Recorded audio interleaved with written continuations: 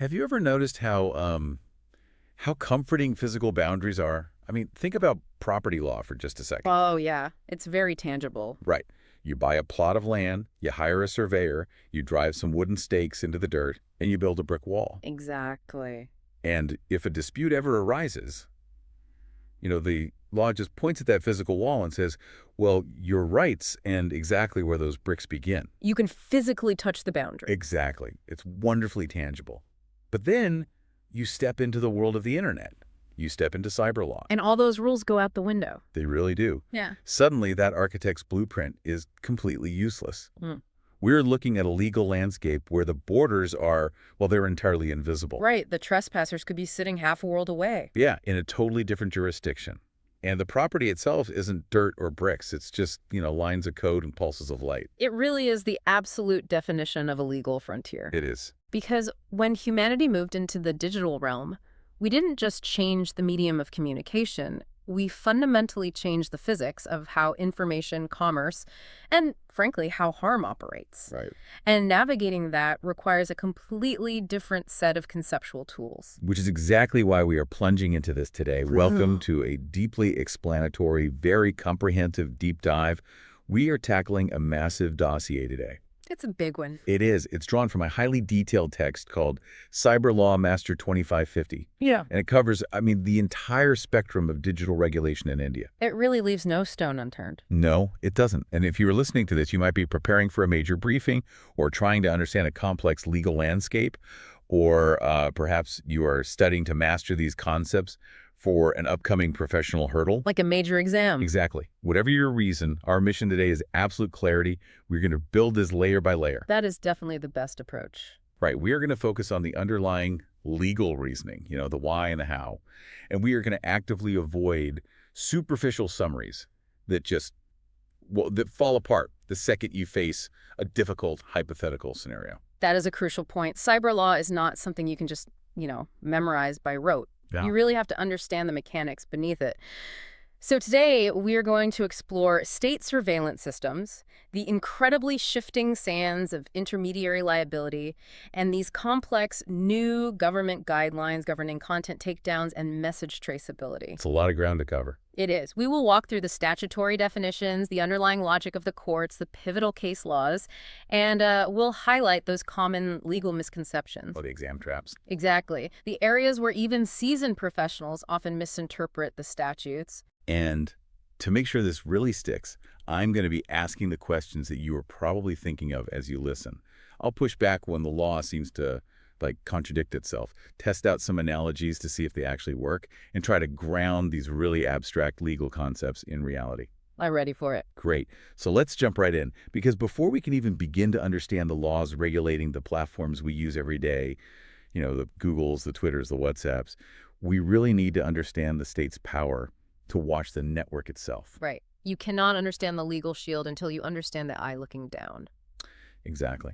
So let's talk about the technological reality of state surveillance. Well, to ground this in reality, our source material introduces us to a specific functioning system called NITRA. NITRA. Yes. NITRA stands for Network Traffic Analysis. It's an internet surveillance system developed by the Center for Artificial Intelligence and Robotics, which is known as CAE. Okay. CAE. Right, and yeah. CAE operates as a laboratory under the Defense Research and Development Organization, or DRDO. Okay, so when you say surveillance system, my mind immediately goes to a dark room full of people staring at monitors. Right, like in a spy movie. Yeah. Yeah. Maybe clicking refresh on a suspect's social media page over and over. Is that what we were talking about here? Far from it. That would be targeted manual surveillance. NITRA represents something much, much broader. Okay. It is designed to intercept, analyze, and detect predefined keywords in internet traffic in real time. In real time? Yes, it effectively sits on the massive data pipelines that connect the country to the global internet, and it just filters the raw content for specific flagged words. Wow. The text gives examples of these trigger words like bomb, kill, terrorist, and attack. When the system detects these words in the flow of data, it automatically captures that data and alerts the relevant intelligence agencies. That is a staggering amount of data to process. Well, What exactly is it scanning? Are we talking about public websites, or does it reach into private communications? Exactly what kind of reach does this thing have? The sources indicate its reach is vast. I mean, it monitors content published on public-facing social media platforms like Twitter and Facebook, of course. Sure. But it also scans content transmitted through emails, blogs, and certain instant messaging services. Emails too. Yes. It is reportedly utilized by the Research and Analysis Wing, that's India's external intelligence agency, to intercept and monitor global internet traffic flowing into the country. That's massive. Is there anything it can't see?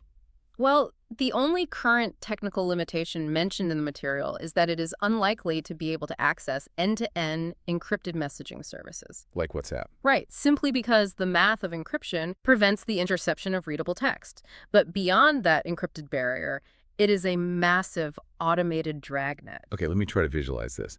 It's like having an impossibly fast, completely invisible librarian stationed at the post office. I like that analogy. All right, so before you can send a letter or pass a note to a friend or publish a newsletter, this librarian intercepts every single piece of paper, scans the entire text looking for the word danger or fire, and only then lets it pass through the system. That's a very accurate way to picture it. It's just an enormous intrusion into daily life.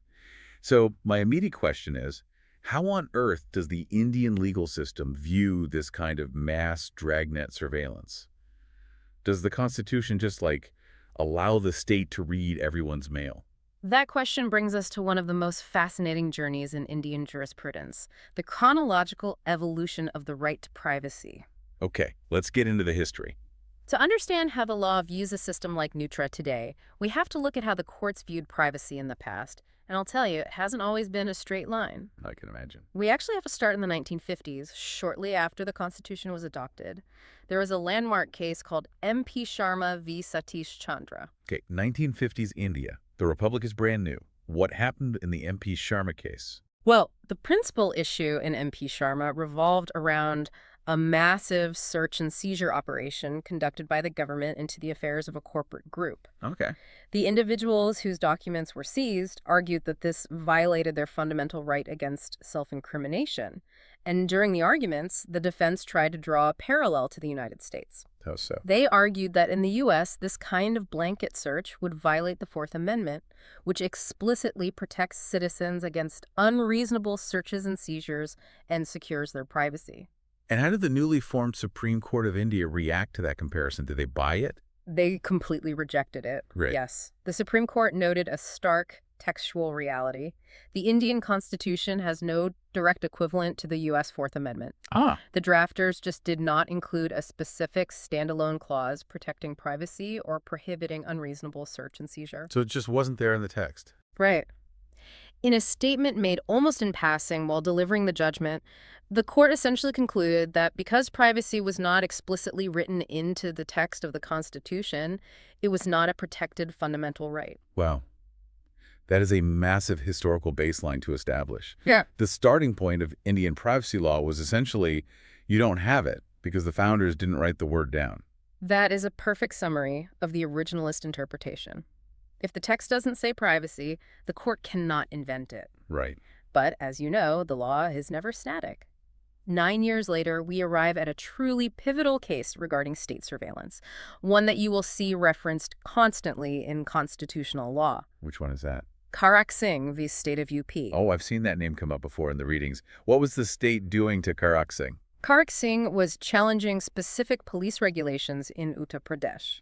These regulations authorize the police to keep a close watch on individuals they consider to be known repeat offenders, often referred to in police parlance as history shooters. The most controversial part of these regulations allowed for something called domiciliary visits at night. Domiciliary visits.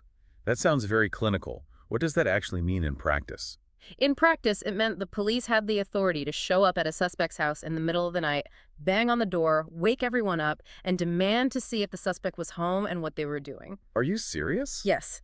It was a tactic of intimidation and constant pervasive surveillance. So Karak Singh challenged this. He argued it violated his fundamental right to life and personal liberty under Article 21 of the Constitution. So knocking on someone's door at 2 a.m. just to check if they're sleeping. I imagine the court had a problem with that. The outcome might actually surprise you. Oh. The case was heard by a 6-judge bench of the Supreme Court. And the majority of those judges, 5 out of the 6, actually upheld the regulations regarding secret picketing and surveillance. Wait, they upheld it? They did strike down the midnight domiciliary visit specifically, but regarding the broader concept of privacy, the majority towed the exact same originalist line established in MP Sharma. Interesting. They reiterated that the right to privacy is not a guaranteed fundamental right under the Constitution. So nothing changed. Well, the true enduring legacy of Karak Singh isn't the majority ruling. It is the solitary minority dissent written by Justice Subbarao. A dissent. So Justice Subbarao looked at this police surveillance and completely disagreed with his 5 colleagues. He fundamentally disagreed, and he articulated a vision that was decades ahead of its time. Justice Subbarao wrote a detailed, really powerful opinion arguing that even though the Constitution does not expressly use the word privacy, it is an essential implicit ingredient of the right to personal liberty guaranteed under Article 21. Okay. He argued that personal liberty is not just about being free from physical imprisonment.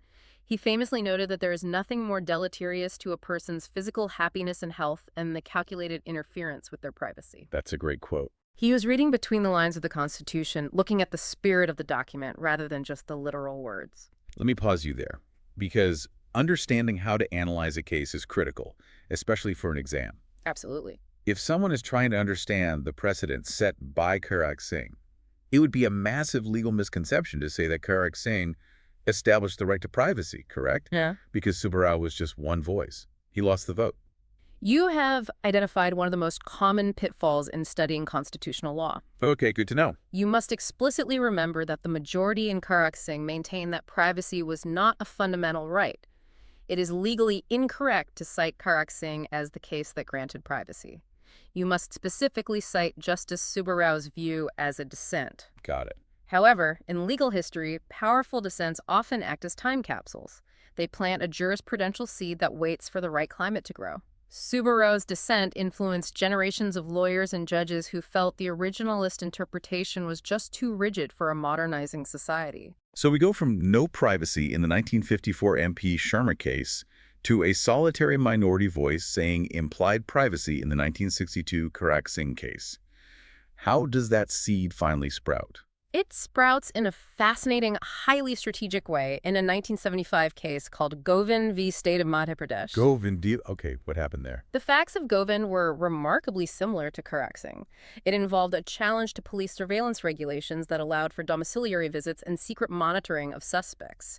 The petitioner argued these regulations violated his right to free movement and personal liberty. Wait, if the facts were almost identical to Karak Singh, shouldn't the outcome be identical? The Constitution's text hadn't changed between 1962 and 1975.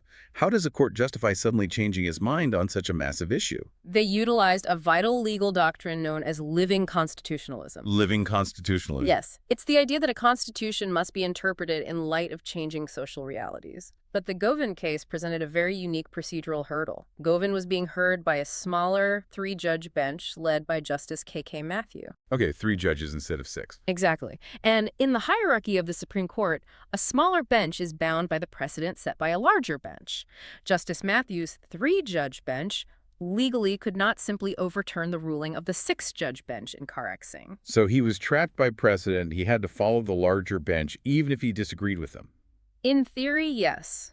But Justice Matthew was incredibly uncomfortable with the rigid, originalist approach of the Karak Singh majority. He firmly believed that Justice Subbarao's dissent was the correct interpretation of human liberty.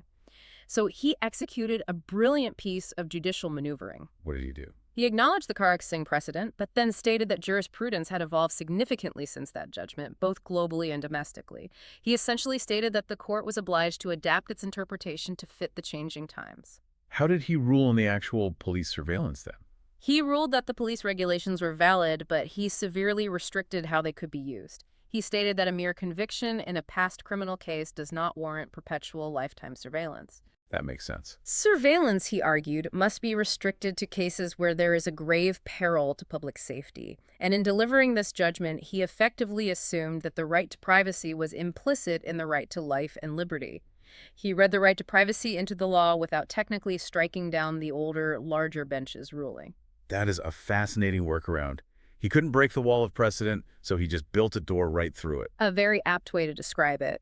And this long, slow evolution from outright denial to a lone dissent to a strategic adaptation ultimately leads us to the modern standard. Everything culminates in the landmark 2017 decision in K.S. Puttaswamy v. Union of India. Ah, the Puttaswamy case. This is the big one. It is the bedrock of modern Indian privacy law. To finally settle the confusion caused by MP Sharma and Karak Singh, the Supreme Court convened a massive 9-judge bench. 9 judges. Yes.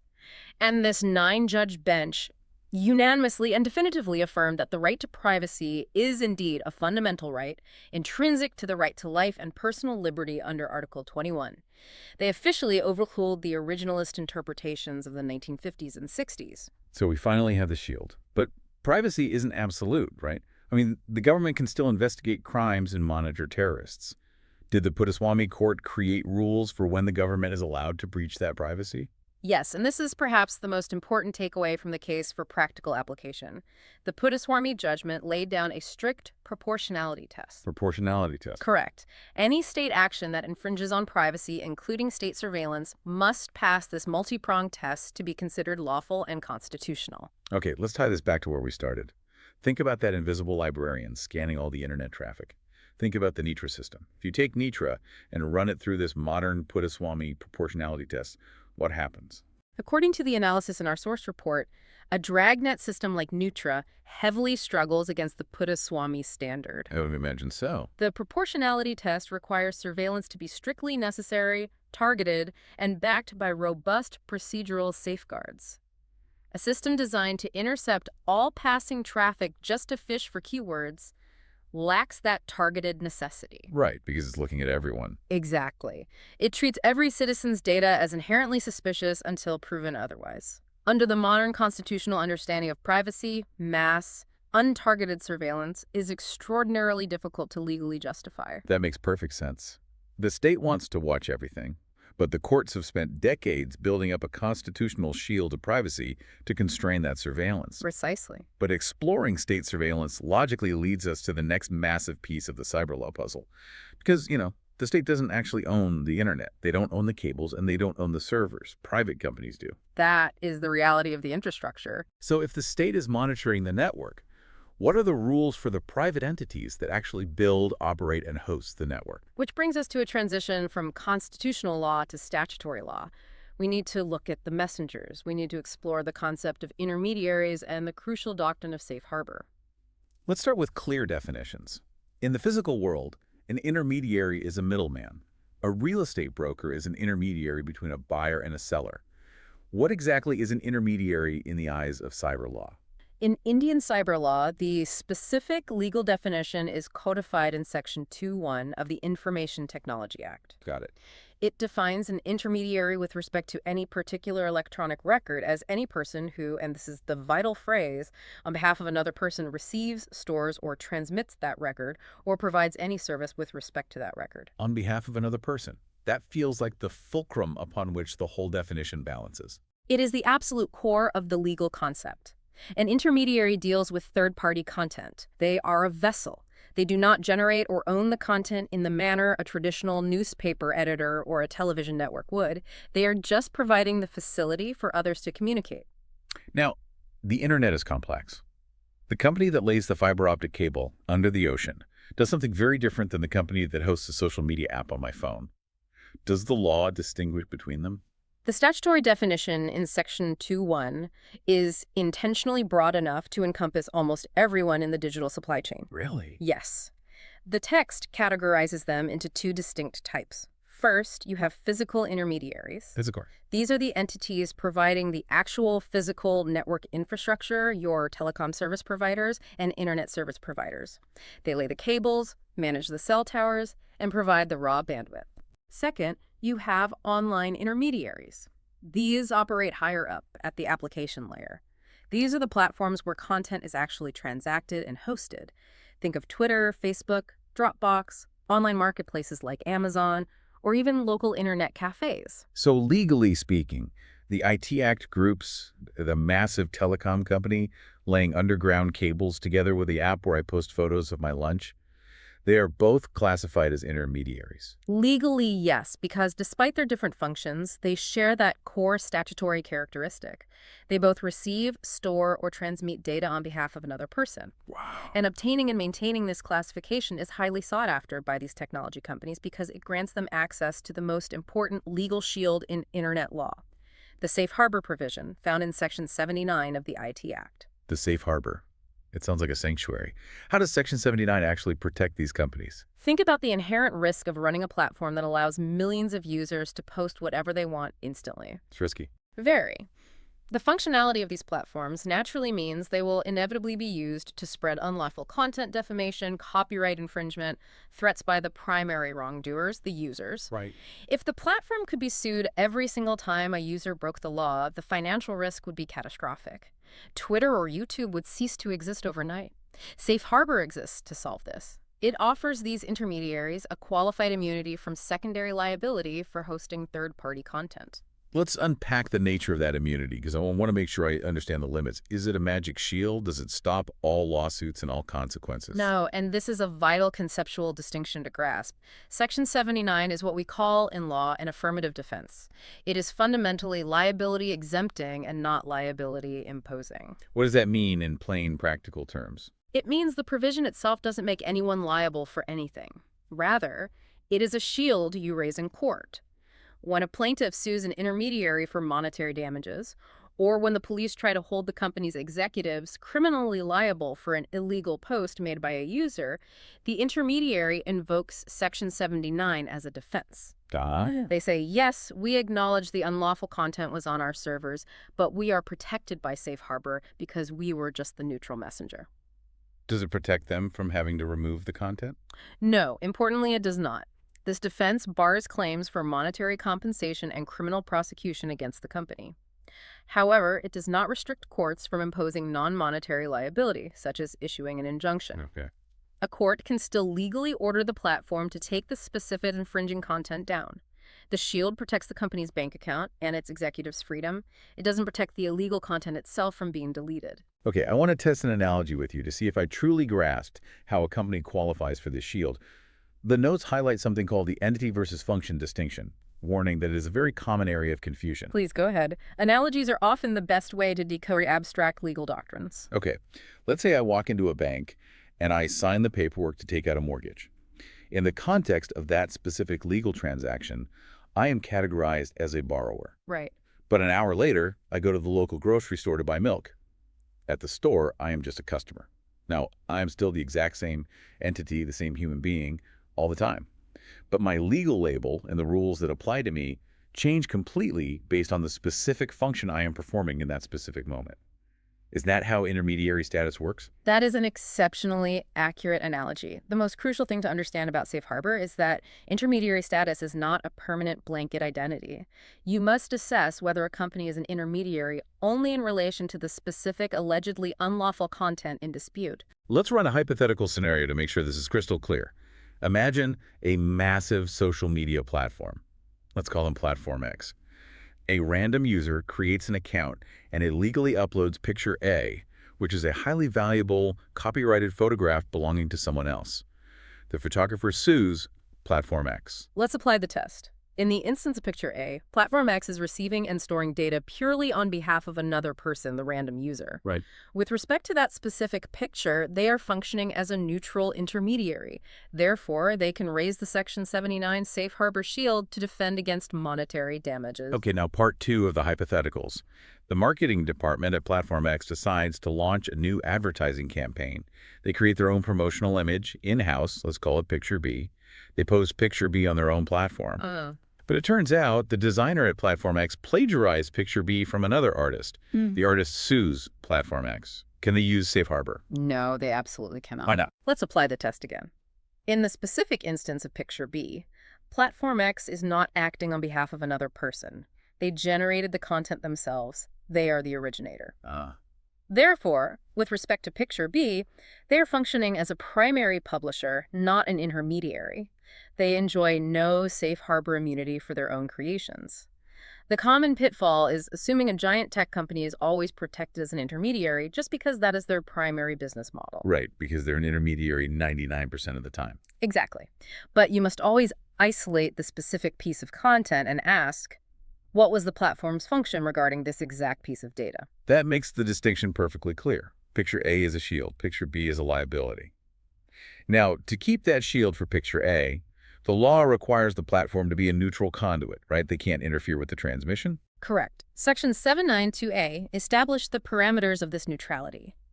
To claim the exemption, intermediaries must act as passive transient conduits. They cannot initiate the transmission, they cannot select the receiver of the transmission, and they cannot modify the information contained in the transmission. Okay.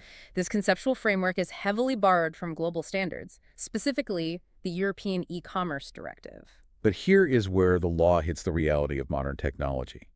Platforms aren't just dumb, passive pipes anymore. They are incredibly complex. They have recommendation algorithms, automatic formatting, and integrated advertising. Very true. How do the courts handle this reality? Because if touching the data destroys neutrality, then every modern platform would lose its safe harbor instantly. Let's look at a key case mentioned in the materials: MySpace v. Supercassettes. The MySpace case is a landmark decision on exactly this technological friction. Supercassettes, a major music label, sued the social networking site MySpace for copyright infringement. Supercassettes argued that MySpace could not claim safe harbor because they were not a passive neutral intermediary. What was their argument? How is MySpace allegedly interfering? They pointed to MySpace's automated features. When a user uploaded a video, MySpace's platform automatically added a share button to it, allowing others to easily distribute it. Okay, a share button. Furthermore, MySpace's algorithms automatically inserted advertisements into the user-uploaded content. Supercassettes argued that by adding buttons and inserting ads, MySpace was modifying the content and exercising editorial control, thereby destroying their neutral conduit status. That sounds like a very persuasive argument. If you put an ad on my video, you are interacting with my content. What did the High Court decide? The High Court rejected Supercassette's argument and ruled in favor of MySpace, preserving their safe harbor. Oh, really? Yes. The court's reasoning was deeply technologically literate. First, regarding the share button, the court noted that simply providing a tool to share did not mean MySpace was initiating the transmission. The actual conscious decision to click the button and send the file still rested entirely with the end user. And what about the automated advertisements? The court made a crucial distinction between modifying the format and modifying the content. The court held that inserting automated ads merely modified the format or the presentation of the transmission. It did not alter the underlying content of the user's video itself. That's a subtle but important difference. Crucially, because the ad insertion was an automatic, algorithmic process applied across the board without MySpace having any specific tacit knowledge of or editorial control over the individual infringing video, they remain neutral enough to retain their safe harbor. So providing tools is fine, and automated algorithmic formatting is fine as long as the platform isn't actively selecting or editing the specific message. Does this logic apply to other types of platforms, like online stores? The notes mention another case, Amazon Seller Services v. Amway. The underlying logic is highly consistent. In the Amazon case, the court had to determine if an e-commerce platform remained a neutral intermediary when facilitating a sale. The court held that on a platform like Amazon, it is the customer who initiates the transmission. They browse, select, and generate the purchase order. Right. The platform simply passes that order to the third-party seller. The platform does not modify the core information of the transaction, such as the choice of product, the quantity, or the destination. Therefore, they remain a neutral conduit for that specific commercial transaction and retain their safe harbor. Before we move on from safe harbor, I want to clarify a potential contradiction that jumped out at me from the text regarding copyright. Section 81 of the IT Act states that the provisions of the IT Act shall have an overriding effect over other statutes. It is a superseding law. Right. But the reading notes that Section 81 contains an explicit exception stating it does not override the Copyright Act or the Patents Act. You have zeroed in on a provision that generated years of intense litigation. So if the IT Act doesn't override copyright law, does that mean the Section 79 Safe Harbor Shield simply doesn't exist for copyright infringement claims? If a user posts a pirated movie, is the platform defenseless? That was exactly the argument made by copyright holders. They argued that the exception in Section 81 meant the IT Act, and therefore its safe harbor, had no jurisdiction over copyright violations. Did the courts agree? Ultimately, no. The Delhi High Court eventually clarified this intersection. The court ruled that Section 79 doesn't extinguish or override the rights of copyright owners. Rather, it merely offers a conditional procedural immunity to the intermediary. Okay, so how does that work in practice? Because safe harbor is an affirmative defense, a shield, and not an extinguishment of the plaintiff's underlying rights, there is no inherent inconsistency between the IT Act and the Copyright Act. Ah, I see. So the copyright holder still has all their rights. They just can't use them to extract money from the neutral messenger. Precisely. The court held that platforms can indeed invoke Section 79's safe harbor to defend against copyright infringement claims, provided, of course, that they meet all the conditions of being a neutral conduit and follow due diligence. That is a perfect segue, because keeping that safe harbor shield relies entirely on the platform acting as a neutral conduit and following due diligence. Yes, it does. But what happens when the neutrality is challenged? What happens when a user uses that neutral pipe to ruin someone's life, and the victim demands the platform drop the shield and intervene? How much knowledge must a platform have about illegal content on its servers before it is legally obligated to take it down, or else lose its immunity? You have just articulated the central tension that has defined the last decade of cyber law in India. This brings us to the most volatile area of internet regulation: the shifting standards of actual knowledge, the mechanics of content takedowns, and the monumental Supreme Court judgment in Shreya Singhal. I want to trace this chronologically, because reading the materials, it feels less like a steady evolution and more like a chaotic tug of war. It definitely was. Let's go back to the beginning of the modern internet era in India. What were the intermediary guidelines like back in 2011? The 2011 Intermediary Guidelines established a regulatory regime that created immense panic among technology companies. The guidelines stipulated that to maintain safe harbor, an intermediary must not knowingly publish or host a very broad, often vaguely defined list of prohibited content. Okay, knowingly. Right. The absolute crux of the issue was how the law defined the term actual knowledge. Under Rule 3.4 of those 2011 guidelines, if any affected person brought a complaint in writing to the intermediary about allegedly unlawful content, that mere private complaint legally constituted actual knowledge. Let me make sure I grasp the severity of that. If I saw a video on YouTube that I didn't like, and I sent YouTube an email claiming, hey, that video defames me, it's illegal, take it down. Under the 2011 rules, my email meant YouTube now legally possessed actual knowledge that the video was unlawful. That is exactly how the rule functioned. Your private, untested assertion was enough to trigger their liability, and the clock started ticking immediately. How fast? Once they received your complaint and acquired that actual knowledge, the intermediary had just 36 hours to disable or remove the content. 36 hours. Yes. If they failed to do so within 36 hours, they completely lost their Section 79 safe harbor immunity for that specific piece of content, opening them up to ruinous lawsuits and potential criminal charges. That seems, structurally disastrous. No. Think about it from the perspective of the platform's legal team. It was a nightmare for them. If I am the general counsel for a major social media company, and I am receiving 10,000 emails a day from angry users claiming various posts are illegal or defamatory, I do not have the time, the staff, or the investigative power to hold a mini trial for every single complaint within 36 hours. Of course not. I can't determine what is true defamation and what is just robust criticism. My advice to the company would have to be, just take it all down. Delete everything anyone complains about. Don't ask questions. It is the only mathematical way to protect our safe harbor.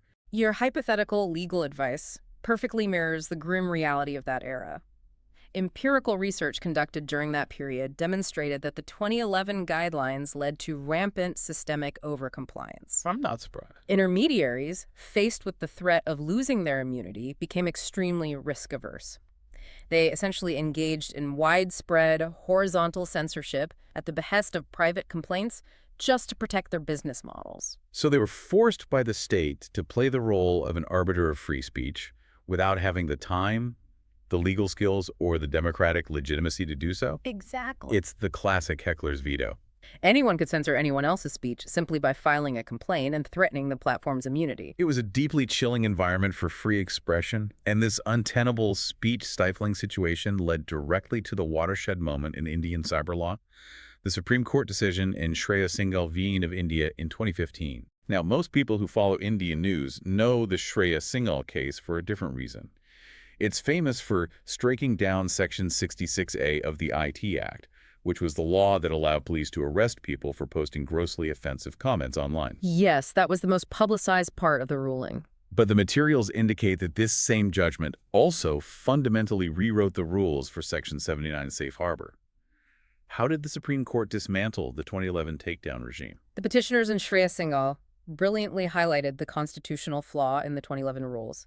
They argued that forcing neutral, profit-driven corporate platforms to make complex constitutional determinations on free speech based on private complaints inevitably resulted in censorship. And the court agreed. The Supreme Court completely agreed with this assessment, and the legal logic they used to strike it down was fascinating. They performed a comparative analysis between Section 79, which was the private takedown provision, and Section 69A of the IT Act. Remind me, what is Section 69A? Section 69A is the statutory power granted to the government to block public access to websites or specific content in the interest of national security, public order, and other severe state interests. Okay, so the court compared the private takedown rules to the government's blocking powers. What did they find? The court noted a glaring procedural discrepancy. When the government wants to block content under Section 69A, there are numerous mandated procedural safeguards.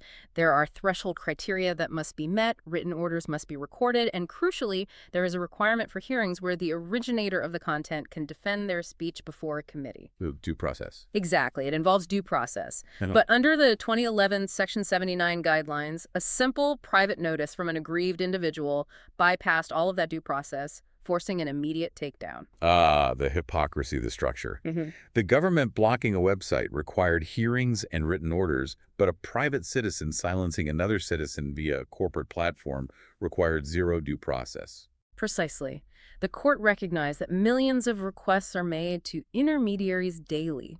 They ruled that it was absurd and constitutionally impermissible to expect an intermediary to apply its own legal mind to determine if a complex, nuanced piece of speech was legal or illegal based merely on a private complaint. That makes total sense. Therefore, to save Section 79 from being struck down as unconstitutional, the Supreme Court radically redefined the phrase actual knowledge. How did they redefine it? What did actual knowledge mean after Shreya Singhal? The court ruled that to possess actual knowledge of unlawful content, the kind of knowledge that strips away safe harbor if ignored the intermediary, must receive either a court order or a notification from the appropriate government agency directing them to take the content down. Wow, that is a seismic shift.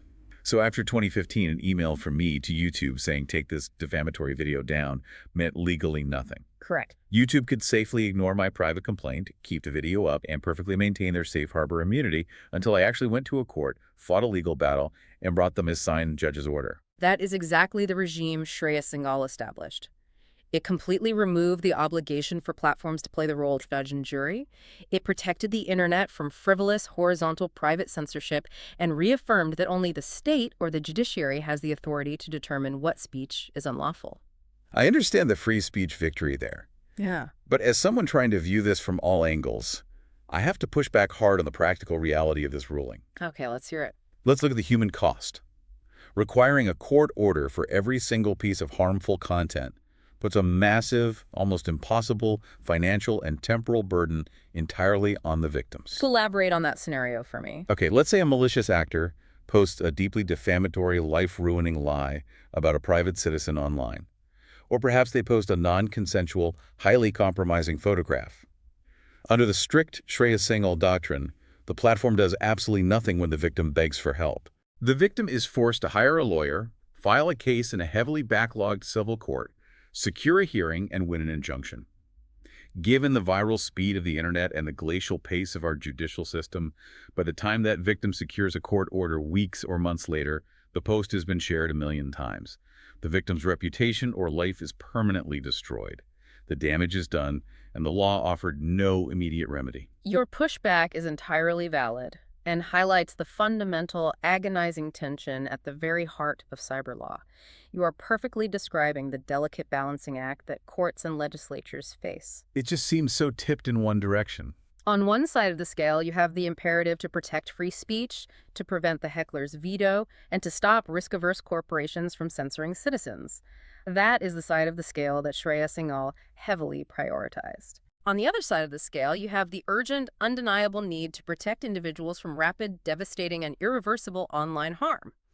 As you rightly point out, transferring the cost and delay of justice entirely to the victim is a severe and often tragic consequence of requiring a court order for every takedown.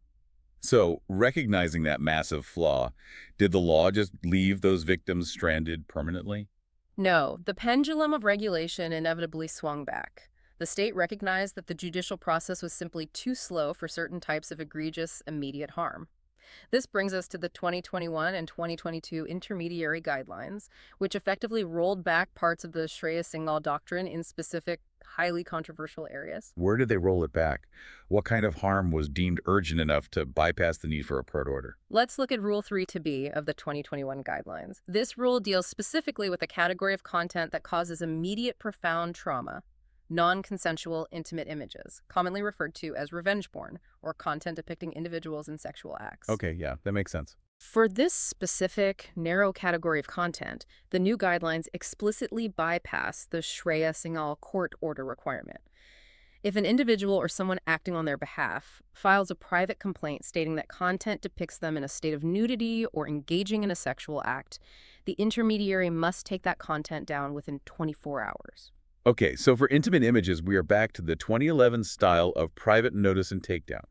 A private user complaint triggers an immediate statutory 24-hour deadline, and if the platform fails to act, they lose their safe harbor. Exactly.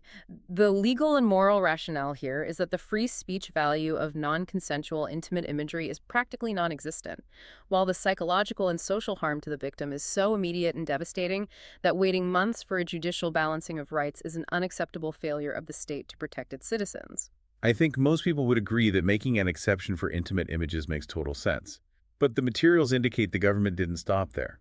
There was another amendment in October 2022 that expanded this rollback even further, right? Yes, and this is perhaps the most critical area of ambiguity and a major point of confusion for legal analysts in the current landscape. The October 2022 amendment created a new sweeping obligation for intermediaries regarding a very broad list of prohibited content outlined in Rule 3-1B. What's on this list? It includes things like content promoting enmity, content threatening the unity of India, and crucially, content that is deemed misinformation.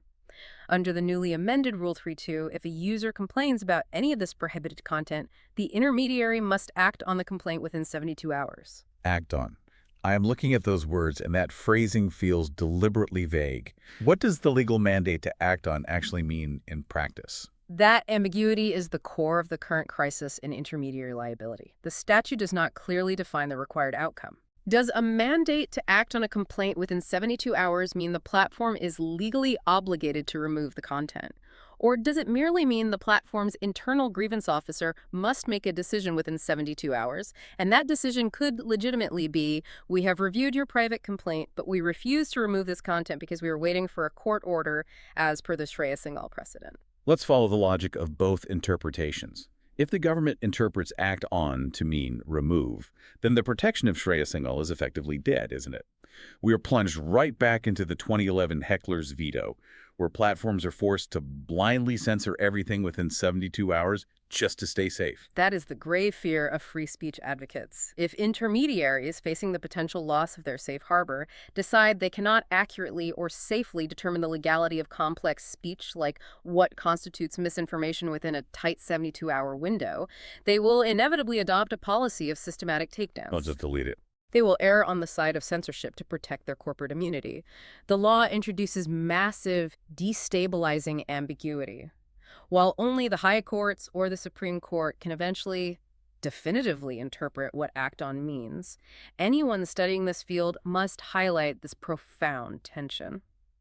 The October 2022 amendments reintroduced the massive risk of overcompliance and private censorship that the Shreya Singhal judgment explicitly tried to eliminate. Okay, this has been a wild ride. Let me try to summarize this takedown tug of war to make sure the timeline is clear. Please do. So phase one was 2011.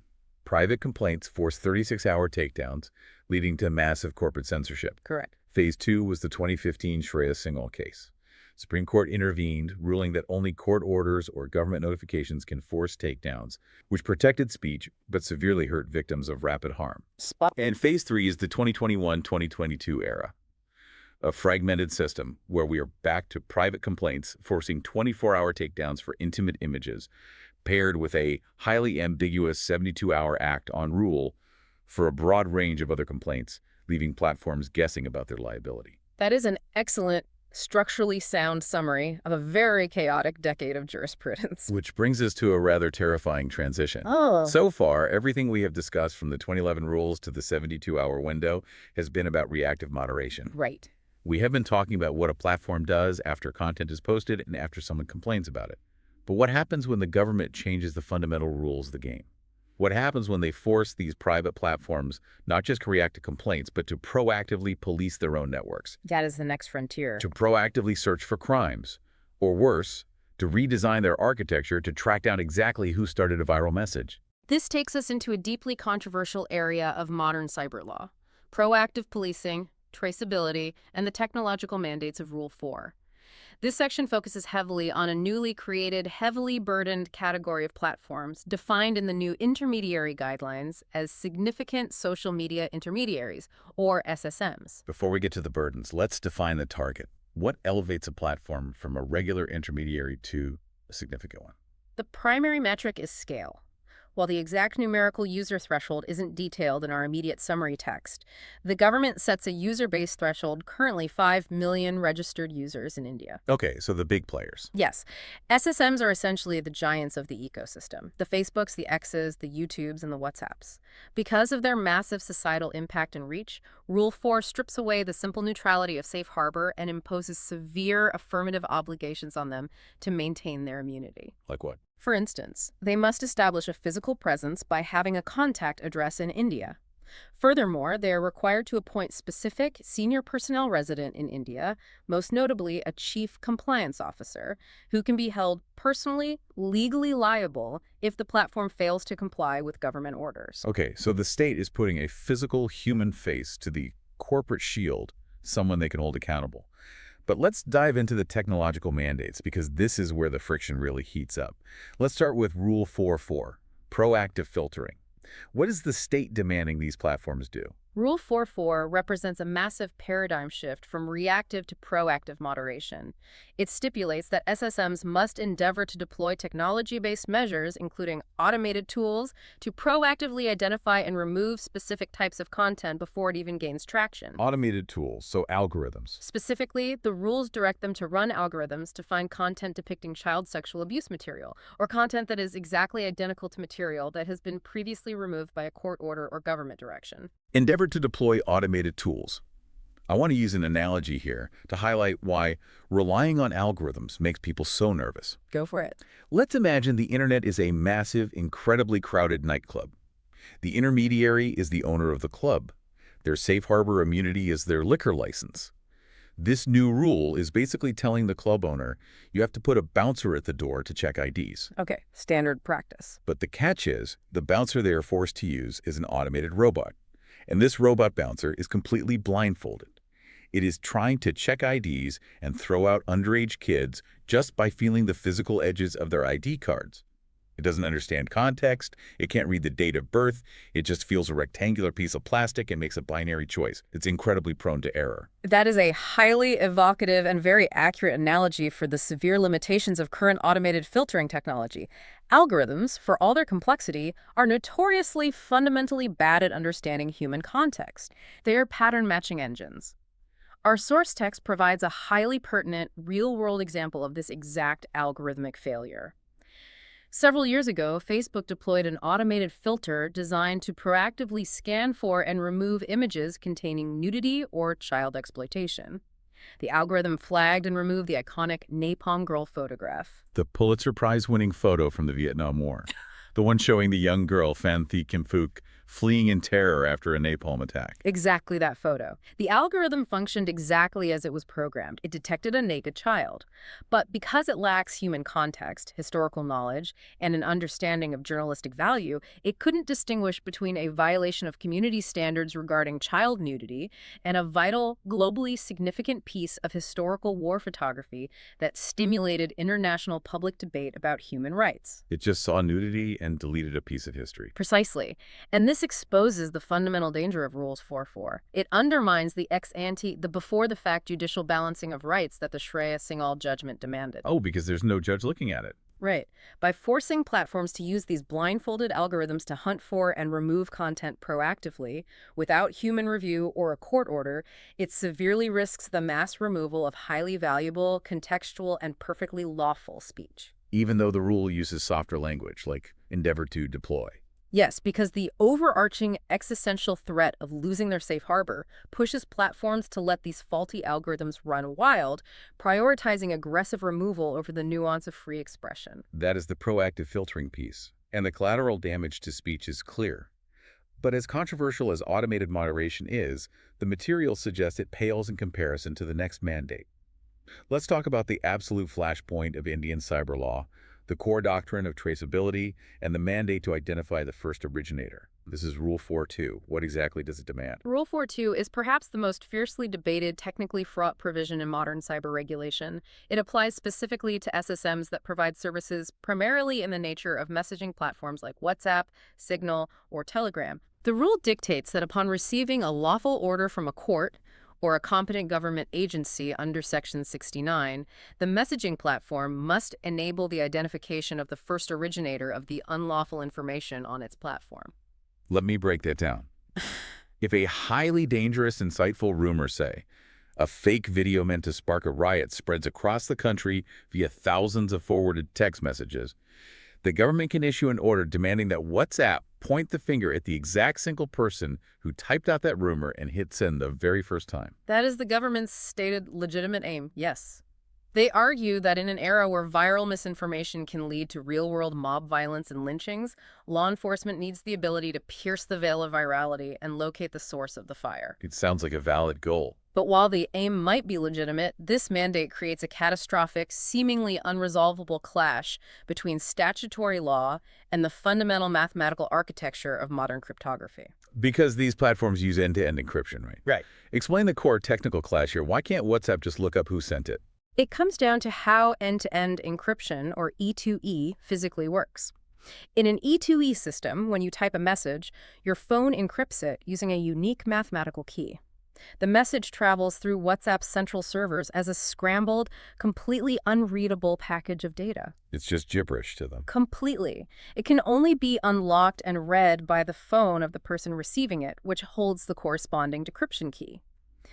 The platform itself, WhatsApp, does not possess the keys. They cannot read the contents of the messages passing through their servers. Right. So when the government hands WhatsApp a copy of a dangerous rumor and says, find the first person who sent the specific text, WhatsApp's factual technical response is, we mathematically cannot see who is sending what text. We are just moving lockboxes. But the text notes that the government didn't accept that answer. The government proposed a technical solution that they claimed would allow traceability without breaking the encryption of the messages. They suggested something called hashing. How is that supposedly meant to work? The government's proposed hashing solution is a fascinating attempt to bypass the encryption problem. A hash function is a mathematical algorithm that takes an input, like a text message or an image, and generates a unique, fixed-length string of characters, almost like a digital fingerprint. Okay, a digital fingerprint. The government suggested that WhatsApp should modify its app so that before a message is encrypted on a user's phone, the app calculates the hash value, the digital fingerprint of that message, and attaches it to the outside of the encrypted package. Okay, so the contents are still locked, but there's a fingerprint stamped on the outside of the box. Yeah. How does that help the police? Under this proposed system, if law enforcement confiscates a suspect's phone and finds an unencrypted illegal message on it, the police can calculate the digital fingerprint of that specific message. They then take that fingerprint to WhatsApp and say, search your server logs, We don't need you to read anyone's messages. Just look at the fingerprints on the outside of the boxes and tell us who sent a box with this exact fingerprint first. Ah, I see. The government argues this fulfills the tracing requirement while preserving the privacy of the actual message content. Okay, as a layman, that sounds like a clever, elegant compromise. Why do cryptographers and the platform say this system is fundamentally broken? It fails spectacularly on several technical, logical, and structural levels. Let's hear them.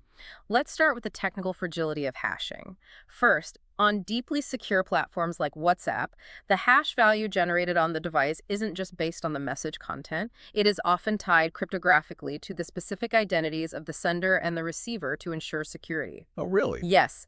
So, if user 1 sends the message hello to user 2, it generates hash A. If user 1 sends the exact same hello to user 3, it generates a completely different hash B. Because the fingerprints change based on who is conversing, you cannot trace the path of a forwarded message through the network simply by matching a single hash. Wait, really? The fingerprint morphs depending on the recipient. On properly designed E2E systems, yes. Furthermore, even if you used a simpler hash, the system is incredibly brittle. A hash is an exact mathematical output. If I take the illegal text message, and before I forward it, I simply add a single comma or an extra space at the end, or change one capital letter to a lowercase letter, the algorithm generates an entirely new, completely different digital fingerprint. It will not match the police's database. So this massive society-wide surveillance system can be completely defeated by a malicious actor intentionally making a typo? Precisely. It is easily circumvented. But the structural concern is even more severe than the technical flaws. To make this traceability system work, WhatsApp would have to fundamentally alter its architecture. They would have to build and maintain a massive permanent database tracking the origin and flow of every single one of the billions of messages sent by Indian users every single day, forever, just in case one of those messages turns out to be illegal months or years later. That's a staggering amount of data. And crucially, if they search that massive database for a specific hash, they don't just find the first person. The system instantly uncovers the identity of every single person in the country who ever forwarded or received that message. It is a mass surveillance infrastructure waiting to be exploited or hacked. It's like requiring the National Postal Service to secretly keep a photocopy of the outside of every single envelope ever mailed by every citizen, storing them in a massive warehouse forever, just in case they need to trace the path of one specific letter a year from now. The invasion of privacy for the entire innocent population is staggering. Exactly. The consensus among global cryptographers is clear. You cannot mandate traceability without fundamentally breaking the security architecture and the privacy guarantees of end-to-end encryption. You cannot build a backdoor that only lets the good guys in. Let's step away from the deep tech for a second and look at the legal definitions, because the notes highlight another major conceptual flaw, a massive exam trap regarding the legal definition of the first originator itself. Yes, the intersection of technology and evidence law creates a massive blind spot here. Rule 4.2 requires the platform to identify the first originator of the content. However, the technical systems we just discussed, even if they worked perfectly, cannot identify a human being. Right. At best, they might be able to identify the specific device or the IP address or the registered phone number that first introduced the data onto that specific platform. But a piece of plastic and silicon is not a person. Right. If I leave my phone unlocked on a table at a coffee shop and someone else picks it up and sends a terrible, illegal message, the law shouldn't automatically assume it was me just because my name is on the telecom bill. And Indian evidence law firmly agrees with you.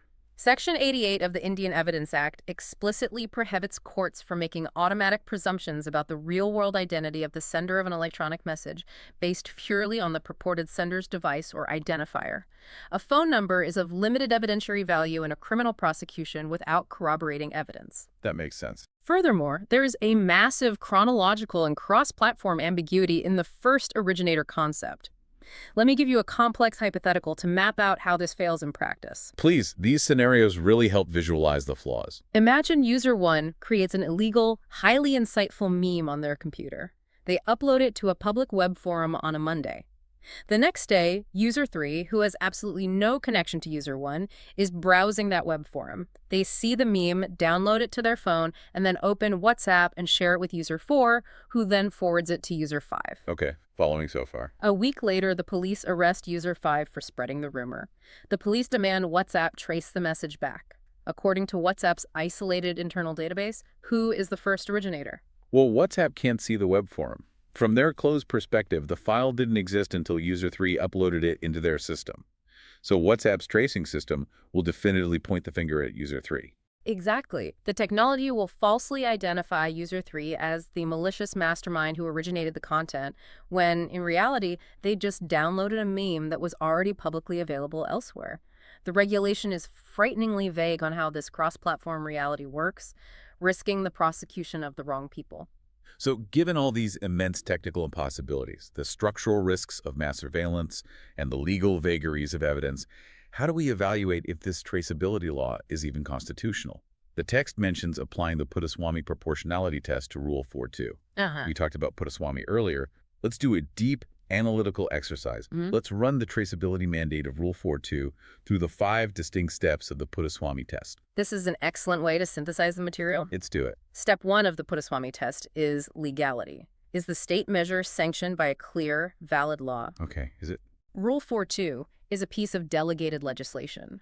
It is a rule drawn from the overarching power of Section 69 of the IT Act. However, Section 69 only permits interception and surveillance for severe, high-level state interests, things like the sovereignty of India or preventing major public disorder. Right. Rule 4.2 significantly expands this scope to include using traceability to investigate offenses like rape and sexually explicit material. While combating those crimes is undeniably noble and necessary, expanding the state's surveillance power through executive delegated rules rather than through open parliamentary debate is legally precarious. I see. It risks a court ruling that the measure is ultra vires, meaning the executive branch acted beyond the legal power granted to it by Parliament. Furthermore, the law fails on precision. As we saw with the meme example, citizens don't clearly know when they might suddenly be legally deemed an originator. Okay, step 2 is legitimate aim. Does the state have a valid constitutional reason to restrict privacy in this way? On this prong, the state succeeds. The rule explicitly states it aims to prevent and investigate offenses related to public order, sovereignty, and severe crimes. Maintaining public order and investigating severe crimes are universally recognized as legitimate aims for a state to restrict individual privacy. Step 3 is necessity. Is this specific, extreme measure strictly necessary to achieve that aim? Could the state use a less intrusive alternative? This is where the mandate heavily stumbles. The state already possesses the power to collect vast amounts of unencrypted metadata from these platforms. They can demand logs showing who messaged whom at what specific time, the size of the file transferred, and group affiliations. So they already have a lot of information. WhatsApp and privacy advocates have consistently argued that rigorous network analysis of this metadata is often more than sufficient for law enforcement investigations. It can map criminal networks without needing to break the encryption of the content itself. Therefore, breaking end-to-end encryption for everyone may not be strictly necessary for law enforcement to do its job. Step 4 is proportionality. This is the balancing act. Does the societal benefit of catching the criminals outweigh the harm caused to the privacy of the innocent public? The rule attempts to build in a safeguard, stating tracing shouldn't be used if other less intrusive means exist, which helps its case slightly. But we must weigh the scales. The severe risk of falsely identifying innocent people due to technical flaws, combined with the systemic catastrophic vulnerability introduced by forcing a backdoor into the end-to-end encryption architecture relied upon by 1 billion users just to catch a small fraction of bad actors, strongly suggests to many legal scholars that the measure is vastly disproportionate to the harm it aims to prevent. And finally, step 5 is procedural safeguards. Who is watching the watchers? What oversight prevents the government from abusing this tracing power? Again, the rule fails significantly on this front. Tracing orders, much like blocking orders under Section 69, are typically issued by senior civil servants in the executive branch. There is zero ex ante, which means before the fact, or ex post after the fact, judicial oversight. No judges involved. No independent judge reviews the government's request to ensure the trace is justified, proportional, or technologically sound before the platform is forced to execute it. This glaring lack of independent safeguards was heavily criticized by the government's own expert committee on data protection. So putting it all together, the traceability mandate of Rule 4.2 faces massive, perhaps insurmountable constitutional hurdles. It is on incredibly shaky ground, so much so that WhatsApp itself has taken the extraordinary step of filing an ongoing legal petition in the Indian courts challenging the constitutionality of the rule, arguing based precisely on these Puttaswamy principles that it forces them to build an architecture of mass surveillance that fundamentally violates the fundamental privacy rights of their users. This is truly incredible stuff. So we've seen how these massive intermediaries are being squeezed from all sides. They are caught between blindfolded algorithms failing to identify historical photos correctly, and the government demanding they break the fundamental math of encryption to trace private messages. It's a very difficult position. But I want to shift the focus back to the individual for a minute. What happens to the end user in all this chaos? If my perfectly lawful historical photo is deleted by a faulty algorithm, or if I complain about a genuinely harassing post and the platform just ignores me during that ambiguous 72-hour window, where do I go? If I am an average citizen who cannot afford to hire a high court lawyer to file a writ petition, who is the ultimate umpire for these disputes? This crucial question brings us to our final section, Section 5, the ultimate umpires and the unprecedented creation of the Grievance Appellate Committees, commonly known as GACs. GATs. These were introduced in that massive October 2022 amendment we talked about earlier, right? Exactly. What exactly are they designed to do? They are a completely novel and highly controversial creation in Indian cyber law. The 2022 amendment dictates a new appeal process. If a user is dissatisfied with any moderation decision made by a platform's internal grievance officer, whether the platform decided to take down the user's own content or whether the platform refused to take down someone else's content that the user complained about, the user now has the right to appeal that corporate decision to a government-appointed grievance appellate committee within 30 days. Okay, so the government has created a statutory appeals board to oversee social media moderation. Who exactly sits on this committee? The rules state that the union government will establish one or more GACs. Each committee will consist of a chairperson and 2 full-time members, all appointed directly by the central government. One member is an ex officio member, meaning they are a current government official, and the other 2 are termed independent members. These 3-person panels are mandated to deal with user appeals within 30 days of receiving them, primarily through an online dispute resolution mechanism. And crucially, their orders are legally binding. If an intermediary ignores a GAC order to reinstate or take down content, they risk losing their Section 79 safe harbor immunity. Okay, Professor, I'm looking at the practical reality of this system, and the logistics just seem absolutely absurd. Let's do a basic capacity check based on the scale of the internet. The notes mention Meta's oversight board as a point of comparison. Yes. Meta, the parent company of Facebook and Instagram, recognized the complexity of moderation and created its own independent, quasi-judicial oversight board staffed with global experts to hear user appeals. In a 15-month period, that board received over 1 million appeals globally. Exactly. 1 million appeals for just one company. And the Indian internet ecosystem has hundreds of millions of highly active users across dozens of platforms.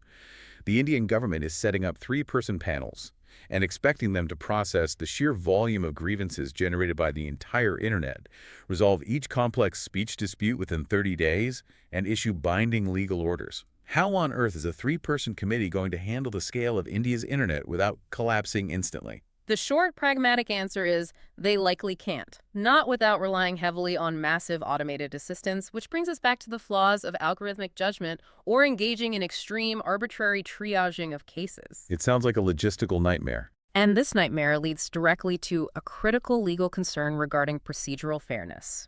If the GACs are immediately overwhelmed by a backlog of millions of appeals, they will possess wide, unchecked discretion over which appeals they choose to hear first. It is highly probable that high-profile, politically sensitive appeals might be fast-tracked for resolution, while the grievances of ordinary users, marginalized communities, or victims of harassment might languish in a queue for months or years, by which time the relevance of their content or the urgency of their harm is entirely gone. The remedy becomes illusory. But beyond the logistical nightmare, there are much deeper constitutional flaws here, right? Let's scrutinize the composition of these panels. The rules mention 2 independent members. Let's talk about independence. Their independence is highly questionable from the perspective of administrative law. When the state creates a tribunal with binding powers, administrative law dictates that independence must be secured through structural guarantees. This usually involves mechanisms like selection by an independent collegium, not just the executive, mandatory minimum judicial qualifications, such as requiring a retired high court judge to preside, fixed security of tenure so they can't be fired for a ruling the government dislikes, and protected salaries. That makes sense. Do the GACs have those? The GAC rules specify none of these safeguards. The members are appointed entirely at the discretion of the union government, their qualifications are vague, and they can presumably be removed at will. Which makes them essentially an extension, an arm, of the executive branch itself. And that structural reality leads to the biggest constitutional crisis of all in this new regime, which the text highlights heavily. I want to make sure I trace this logic perfectly. Let me walk through it. Please do. It is the crux of the issue. When a private corporation like Twitter deletes my tweet because I violated their community guidelines, that is a private company enforcing its private contract, its terms of service. It might be annoying, it might feel unfair, but it's not a constitutional violation of my rights, because the Constitution primarily protects my free speech from the government, not from private corporations. That is a foundational principle of constitutional law. Fundamental rights, including the right to free speech under Article 19 Maname, are generally enforceable only against state action, against the government. Okay, but the GACs are appointed entirely by the government. They're created by a statutory amendment. They are bodies exercising state power. So legally speaking, the GASEs are the state. Exactly. Under India's constitutional framework, a GSE is an authority under the control of the government of India. Therefore, its decisions are definitively state actions. When a GSE orders a platform to take down your content or upholds a platform's decision to ban you, that is a direct restriction by the state on your fundamental right to free speech and expression. And here is the trap. The state cannot just restrict a citizen's speech for any random reason it wants. The government has to follow the strict limits set by the Constitution, specifically Article 19.2. Precisely. Article 19.2 provides an exhaustive, highly limited list of grounds on which the government is legally permitted to restrict speech. The state can only ban speech if it threatens the security of the state, friendly relations with foreign states, public order, decency, or morality, or in relation to contempt of court, defamation, or incitement to an offense. If the reason for banning the speech is not explicitly on that list, the state's action is unconstitutional. But wait, look at the new platform guidelines, the broad list of prohibited content under Rule 3.1 that the intermediaries are supposed to enforce and which the GACs are now the appellate authority over. That list is vastly broader than the constitutional limits of Article 19.2. The notes say it prohibits things like misinformation. And right there, you have identified the constitutional crisis. Concepts like misinformation, harassing content, or promoting enmity unless it reaches the high threshold of inciting violence are not permitted grounds for restricting speech under Article 19.2 of the Constitution. A private platform can ban misinformation because it is a private space governed by a private contract. But if a state-appointed, state-controlled GAC orders a platform to take down a post because it is misinformation, the state is directly restricting a citizen's speech on grounds that the Constitution explicitly does not allow. That is a massive structural legal contradiction. The government has created a powerful state tribunal to enforce a set of rules that the government itself isn't constitutionally allowed to enforce. It's essentially the state using private terms of service as a backdoor to bypass constitutional limits on censorship. It is a phenomenal point of analysis and a critical one for anyone attempting to master the complexities of this field. If you are examining the legality of GACs, you must highlight this tension. Enforcing broad, private community guidelines through the coercive, binding power of a state tribunal almost certainly violates Article 19.2. Furthermore, you must note the severe procedural deficits. Because the GAC's order is undeniably a state restriction on fundamental rights, basic administrative law and natural justice dictate that there must be a mandated hearing for the person whose content is being deleted, allowing them to defend their speech.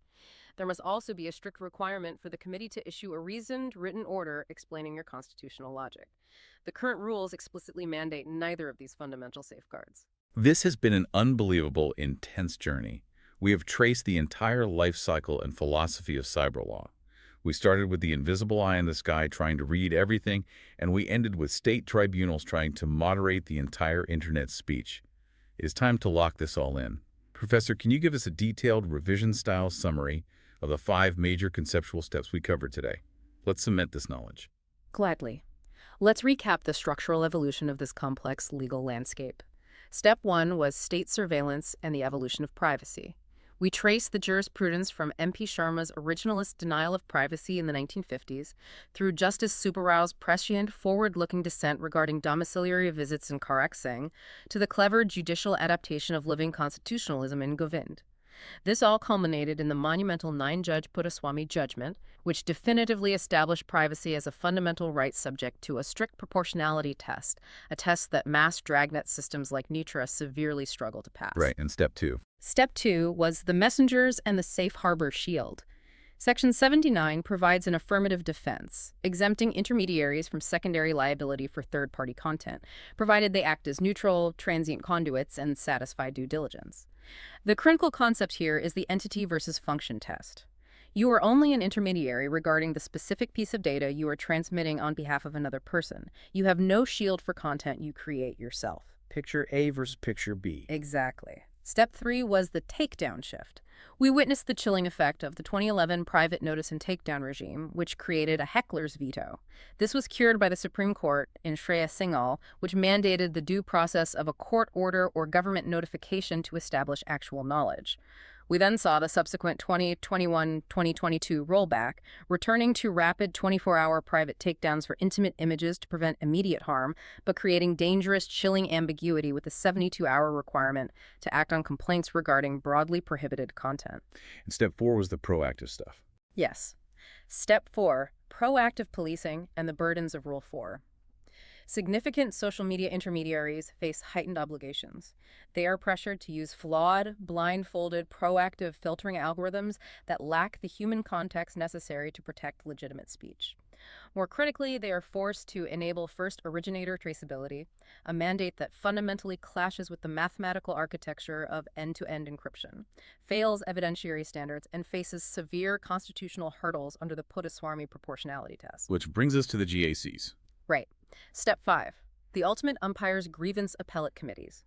The state has inserted itself as the ultimate arbiter of online speech moderation. These government-appointed panels suffer from a lack of proven administrative independence, impossible logistical capacity expectations, and a critical constitutional flaw.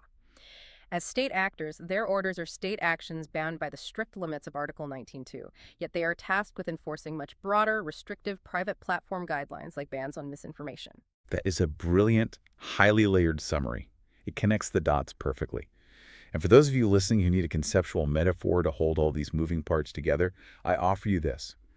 Think of the internet as an automated postal courier network. I like this. The state is the powerful postal inspector. They want to open the mail to catch criminals, which is the surveillance of Nitra. Right. The intermediary is the courier company. They drive the trucks.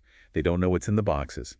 The Safe Harbor Shield says that if a user mails something illegal, you don't arrest the truck driver as long as the driver remained a neutral conduit. Exactly. But then the rules change.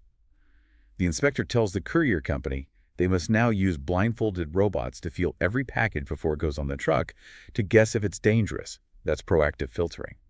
Then the inspector demands the company keep a permanent ledger of the fingerprint of every letter sent by every citizen, destroying the privacy of the envelopes. That's traceability. And if they refuse... All right. And finally, if the courier refuses to carry a package, the sender appeals to a board appointed by the inspector, who decides what speech gets delivered. That's the GAC. The automated courier network. That accurately captures the mechanics of the liability, the neutrality, and the shifting burdens imposed by the state. And as we wrap up this extensive deep dive, we want to leave you with a final, provocative, philosophical thought to mull over, something that builds on the reality of this courier network we've just described. Consider this fundamental contradiction. The entire legal definition of an intermediary, the very reason they are granted immunity, rests entirely on them being a passive, neutral conduit, merely transmitting data on behalf of another person without interference. But look at what the statutory law now aggressively demands of them. Right. If a corporate platform is legally forced by the government to proactively deploy algorithms to filter and delete your content before it is even published, if they are mandated under threat of liability to redesign their architecture, to break encryption and trace the origin of your private thoughts, and if they are legally bound to obey the content moderation decisions of a state-appointed appellate committee. The question must be asked, Are they even functioning as an intermediary anymore? Or through this immense calculated accumulation of statutory obligations, have these private platforms simply become a deputized, outsourced arm of the state's own surveillance and censorship apparatus? It is no longer just a neutral PITE.